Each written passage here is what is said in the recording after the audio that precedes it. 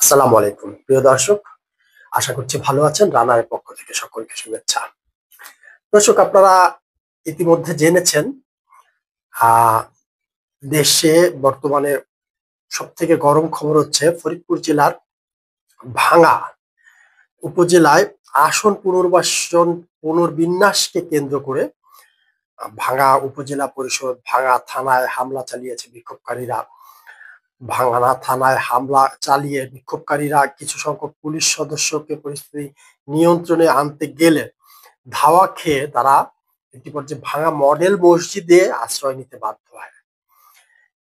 রোববার 15ই সেপ্টেম্বর একটা 15 মিনিটের দিকে বিক্ষোভকারীরা ঢাকা খুলনা মহাসড়কে আলগী ইউনিয়নের সোয়াদি থেকে ভাঙা গোল চত্বর এলাকায় এসে পৌঁছান। এ সময় বিক্ষোভকারীরা সাংবাদিকদের ভিডিও করা থেকে এবং ছবি তুলতেও বাধা দেয়। পুলিশ সদস্যরা বিক্ষোভকারীদের সড়ক থেকে সরিয়ে দেওয়ার চেষ্টা করে ব্যর্থ হয়েছে। থানায় ভাঙচুর চালিয়েছে, অগ্নিসংযোগ করেছে, উপজেলা অফিসার্স ক্লাবে অগ্নিসংযোগ করেছে। ভাঙার বিভিন্ন জায়গা থেকে জনস্রোত এখনো উপজেলা সদরের দিকে আসছে। কেউ কেউ আসছে পায়ে হেঁটে, কেউ আসছে ভ্যানে, নসিবনে, কেউ মোটরসাইকেলে। বিভিন্ন ভাবে মানুষ বিভিন্ন জায়গা থেকে দূর দূরান্ত থেকে এসে জনস্রোতে ভাঙা সদরে মিলিত হচ্ছে, ঢাকা খুলনা মহাসড়কে মিলিত হচ্ছে। এবং এটি হচ্ছে খুলনা দুঃখিত ভাঙা ফরিদপুর 4 আসনের দুটি ইউনিয়ন আলগী এবং হামিরদি আলগী এবং হামিরদি নামে দুটি ইউনিয়ন রয়েছে। এই দুটি ইউনিয়নকে ফরিদপুর 2 আসনের সাথে সংযুক্ত করারকে কেন্দ্র করে। দর্শক, এমনটি তো হওয়ারই কথা ছিল, তাই না? আমরা তো এর আগেও এমন ধরনের বিশ্লেষণ করেছিলাম যে নির্বাচনকে কেন্দ্র করে এই যে নির্বাচনী আসন যেগুলোকে সরকার পুনরায় পুনর্বিন্যাস করতে যাবে, তখন এই ধরনের নানা ধরনের প্রতিরোধ করে উঠবে। এবং এগুলো কিন্তু পরিকল্পিত নির্বাচন বানচাল করার জন্য, অথবা কোথাও কোথাও বিশেষ কাউকে, বিশেষ কোনো গোষ্ঠীকে সুবিধা দেওয়ার জন্য। এগুলো খুবই পরিকল্পিতভাবে এগুলো করা হচ্ছে। এখানে আরেকটি বড় মেসেজ যেটি সরকারের জন্য বলে মনে হয়, যে ভাঙাতে যেই রূপ সরকার দেখছে, এটি এখানে কিন্তু সাধারণ মানুষ যেভাবে ফুঁসে উঠছে, ঠিক এইভাবে সরকারের উপর সাধারণ মানুষের যে আহ ক্ষোভ বা তারা যে নারাজ বিভিন্ন কারণে, সেটির কিন্তু একটি বহিঃপ্রকাশ ঘটছে। আস্তে আস্তে অন্যান্য জেলাতেও যদি এই ধরনের ক্ষোভ, এই ধরনের বহিঃপ্রকাশ ঘটতে থাকে, খুব অবাক হওয়ার মতো কি কিছু হবে? দেখুন, নেপালে যেটি হলো, নেপালের যেই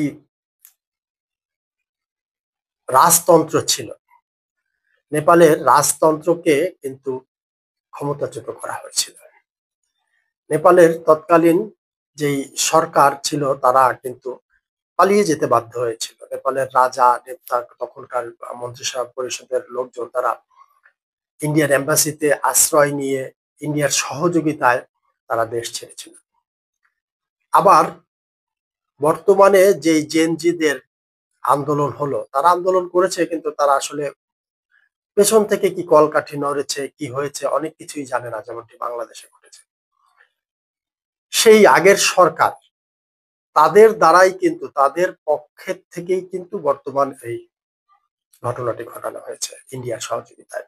নেপালের যেই বিষয়টি হয়েছে, যে পুরাতন যে পালাতক আহ, সরকার, যেই যারা আগে ছিল সরকারে, যারা সরকার পরিচালিত করেছে, পুনরায় তারাই কিন্তু ফেরত আসতে যাচ্ছে। বাংলাদেশেও কি এমনটি হতে পারে বলে আপনারা মনে করেন?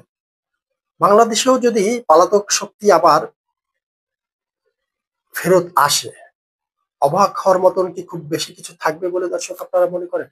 দেখুন, মানুষ যেভাবে ক্ষিপ্ত বর্তমান সরকারের উপরে, বিএনপির যেই জনপ্রিয়তা ছিল, সেই জনপ্রিয়তা দিনে দিনে নামতে নামতে কোথায় গিয়ে ঠেকেছে, এই মুহূর্তে একটি নির্বাচন হলে সম্ভবত ভালো বোঝা যেত। এবং আওয়ামী লীগের জনপ্রিয়তা যেই হারে বৃদ্ধি পাচ্ছে, ঠিক এই মুহূর্তে একটি ফ্রি ফেয়ার নির্বাচন হলে সম্ভবত আওয়ামী লীগই আবার ক্ষমতায় আসতো। আওয়ামী লীগ এই মুহূর্তে মনে হয় স্মরণকালের সেরা জনপ্রিয় অবস্থায় রয়েছে, পলাতক অবস্থায় থেকেও। মানুষের আওয়ামী লীগের প্রতি যে ক্ষোভ ছিল, যেই ঘৃণা ছিল, 1 বছরের মধ্যেই সেগুলো কিন্তু দূর হয়ে গেছে। এর জন্য আওয়ামী লীগের কোনো মানে পজিটিভ কার্যক্রম এগুলো দূর হয়নি। বর্তমান সরকার এবং তার দোসরদের, তার মিত্রদের কার্যক্রমই মানুষকে চিন্তা করতে বাধ্য করছে যে এর আগে আমরা যখন ছিলাম তাহলে আগেই এর থেকে ভালো ছিলাম। আইন শৃঙ্খলা পরিস্থিতি সরকারি পৃষ্ঠপোষকতায় মবের মাধ্যমে যেই জায়গাতে নিয়ে যাওয়া হয়েছে, ফরিদপুরের ভাঙা এটির একটি প্রতিফলন মাত্র। কারণ এই যে মবের চর্চা সরকারি পৃষ্ঠপোষকতায়, রাষ্ট্রীয় পৃষ্ঠপোষকতায়, সরকারি মদদে যে মব, এটি এখন মানুষ অভ্যস্ত হয়ে গেছে। কথায় কথায় পুলিশের উপরে চড়াও হওয়া, মানুষ এটিতে অভ্যস্ত হয়ে গেছে। চাইলেই এখান থেকে এখন বের হওয়া কিন্তু খুব কঠিন হয়ে যাবে। এবং এই ধারাবাহিকতা থাকলে ধীরে ধীরে দেশ গৃহযুদ্ধের দিকে কিন্তু যেতে বাধ্য। অবধারিতভাবে এই মব একটা সময় অন্যান্য জেলাতেও ছড়াতে থাকবে। এবং এই যে আসন বিন্যাসকে কেন্দ্র করে ফরিদপুরের যে ঘটনাটি ঘটলো, বিশেষ কাউকে সুবিধা দেওয়ার উদ্দেশ্যে, এরকম ঘটনা অন্য কোনো জেলায় কি ঘটবে না বলে আপনারা মনে করেন? অন্য জেলাগুলোতেও যদি ঘটে অবাক হওয়ার মতো কিছু থাকবে না।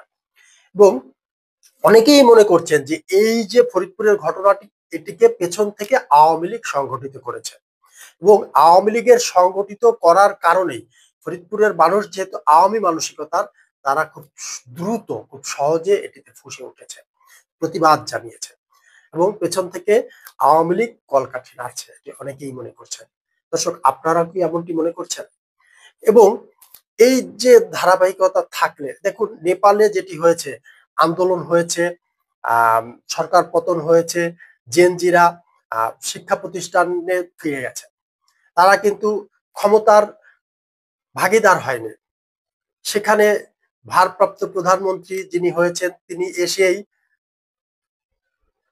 যেগুলো অরাজকতা হয়েছে, অপরাধ হয়েছে, সেগুলোর বিচারের নিশ্চয়তা দিয়েছেন এবং তিনি বলেছেন সকল ধরনের অপরাধের বিচার হবে এবং বিচার কার্যক্রম শুরু করেছে এবং শিক্ষার্থীদেরকে শিক্ষা প্রতিষ্ঠানে ফিরে যেতে বলেছেন। তারা শিক্ষা প্রতিষ্ঠানে ফিরে গিয়েছেন। তাদের ভেতরে এই উচ্চ আকাঙ্ক্ষা তৈরি হয়নি।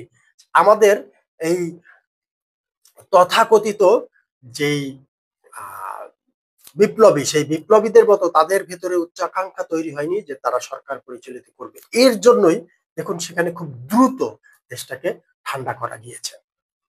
কিন্তু বাংলাদেশ আজকে ১-১.৫ বছরেও ঠান্ডা করা সম্ভব হচ্ছে না। কারণ কারণ পরিকল্পিত। এবং এই অতি বিপ্লবীরা, তথাকথিত বিপ্লবীরা, তারা বিদেশ থেকে, বিভিন্ন জায়গা থেকে গাইবি বাণী পায়, তাদের জন্য ওহী নাজিল হয়। সেই ওহীর মাধ্যমে তারা তাদের কার্যক্রম পরিচালনা করার চেষ্টা করে, যেই কারণে ভালোর থেকে খারাপ বেশি হচ্ছে। দর্শক, একটি বড় প্রশ্ন, ভাঙার এই ঘটনা, সরকারের এই ব্যর্থতা দেশের অন্যান্য জেলাগুলোতেও যদি ছড়িয়ে পড়ে, সরকারকে সামাল দিতে পারবে? ভালো থাকবেন, সুস্থ থাকবেন। আজ এ পর্যন্তই। দেখা হবে আগামী পর্বে। আজকের মতো আল্লাহ হাফেজ।